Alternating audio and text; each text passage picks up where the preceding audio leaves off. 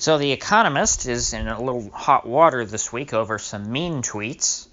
Never thought I'd say that sentence, but The Economist magazine out of the UK apparently did this big long interview with Mr. Ben Shapiro over his new book, which is supposed to be about Western civilization, but frankly, I'm almost afraid to read it because I feel like it's just going to be awful, but I'll have to save that for another video if I ever end up doing a review of the book. But anyway, The Economist interviewed him about the book, and apparently the interview went quite well, and Shapiro was quite happy with the questions.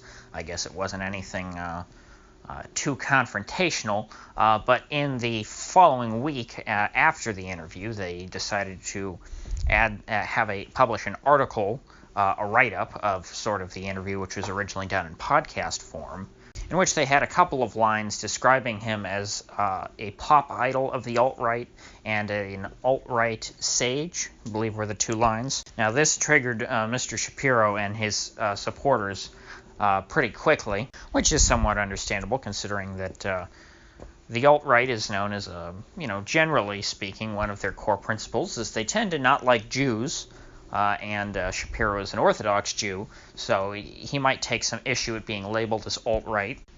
But frankly, this looks more like a case of media ignorance to me rather than malice. I think they were just looking for a stronger term to describe Ben Shapiro than just as a conservative commentator. I guess because whenever you're on the opposite, if you're on one of the two sides of mainstream political thought, you always think everyone on the other side is a radical. And so a lot of people in media who are not very bright think that the term alt-right just means, sort of more right-wing than George W. Bush. Because you have to remember is that mainstream media tends to think of all people on the right as being rather racist. So the fact that, somebody like Richard Spencer, who I hope they're not still putting on TV and doing interviews with, because he's not that bright. They think that somebody like Richard Spencer being openly racist is sort of a difference in degree with respect to mainstream conservatives rather than being a difference in kind. But of course, nobody really in the mainstream of any politics, left or right, consider themselves to be racists, although I think there are certainly plenty of examples of people on the left and right exhibiting signs of racism, but if you ask them outright, most of them would deny such a thing. They wouldn't accept the label, even if their opinions sort of reflect that kind of an ideology. For example, Mr. Shapiro, if you came out and asked him, what do you think of, identitarianism, he would say, oh, that's terrible, we need to judge people based on their ideas, and, all men are created equal, and all this stuff. But if you then asked Mr. Shapiro, what do you think of civilian casualties in Afghanistan and the West Bank, for example, as a result of U.S. bombing or Israeli bombing, Mr. Shapiro would admit that, frankly, he doesn't care about those civilian casualties because, one U.S. or Israeli soldier is worth more than the life of an Afghan or Palestinian civilian. And I'm not putting words in his mouth. He literally wrote this in an article back in 2002. Now, I don't know if he's denied it since. I know he does say that he has certain opinions that he's evolved on and become a better person, but judging by his commentary on the Middle East wars and on the Israeli-Palestine conflict, he doesn't seem to have shifted on this to much of any degree.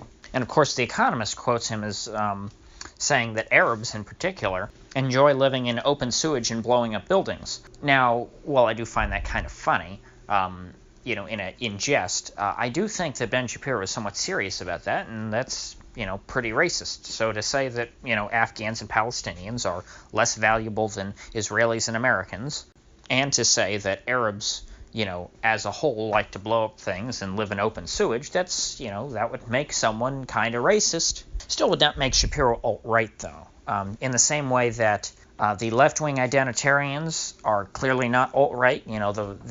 Somebody like your local college feminist who proclaims her hatred for white men, she would be a racist and a sexist, but she would not be alt-right.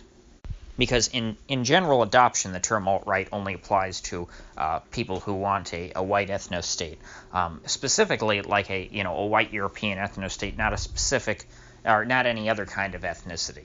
Because of course the idea of white Europeans as a cohesive ethnicity is really that's kind of something that is itself a bit of an anomaly, because normally people will think of ethnicities as being sort of sub-racial groups. For example, in Yugoslavia, you had Serbs, Croats, Slovenes, and other peoples, but they were all white. Their ethnicity was a subset of, having white skin. So this idea of a white ethno-state is really rather peculiar. So the term alt-right should really be limited to that. Now, I would say that Shapiro is certainly a Jewish nationalist based on his ideas about preserving Israel, giving Israel a pass on actions that would be viewed as really terrible by most people in any other context, but in the context of trying to preserve the one sole Jewish state, it's considered justifiable. So one could even go so far as to say that in some ways Ben Shapiro is similar to the alt-right, but he's certainly not one of them. And I should also specify that when I use the term Jewish nationalist, I'm not referring to Ben Shapiro as an ethno-nationalist, because he makes it very clear that he doesn't believe in Jewish ethnicity, only Jewish religion. So he supports, from what I understand, a Jewish theocracy in Israel, rather different from a Jewish ethno-state.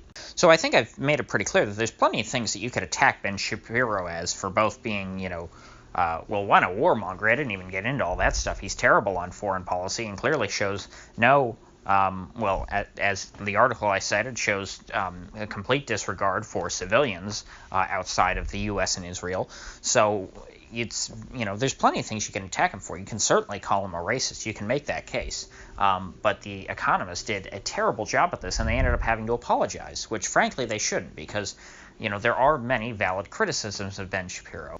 Things that he believes, or at least has said in the past, that I haven't heard him denounce, that are quite terrible, that I would like to hear him asked about. I'd like to hear him what he thinks of Palestinian and Afghan civilians these days. So I think I'll wrap it up here. If you've gotten anything of value from this video, I'd appreciate you clicking that like button and subscribing, because I do upload every day. And I do hope and I pray that I will see you all tomorrow or today.